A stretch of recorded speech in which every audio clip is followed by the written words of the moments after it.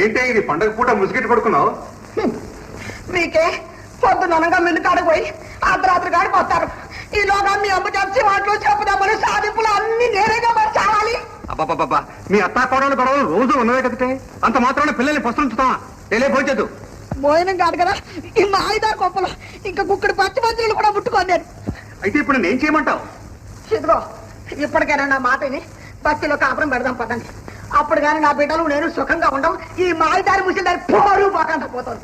ఇప్పుడు దాని తగ్గట్టుగా ఏం లేదే, ముందు పిల్లలకి భోజనాలు పెట్టు. ఆకలితో నగడకలు ఆడిపోతున్నారు. మీరు సరేనంటే గానీ ఈ మంచం దిగను పచ్చి మంచిని తాగను. సరే ముందు దిగు. అలాగే దిగు. మొన్న చెప్పినట్టుగా పంటలు అయిన తర్వాత చూద్దాం. పండగ ఇలా చూద్దాం అంటే ఊరుకోరు. సరే తీరాలి. మాటే మళ్ళీ బస్తీలో కాపురం పెట్టాలన్న ఆలోచన దానికి ఈ రోజు వచ్చింది కాదు బావా, చాలా కాలంగా నన్ను వేధించుకు తింటోంది. అలా చెప్పు.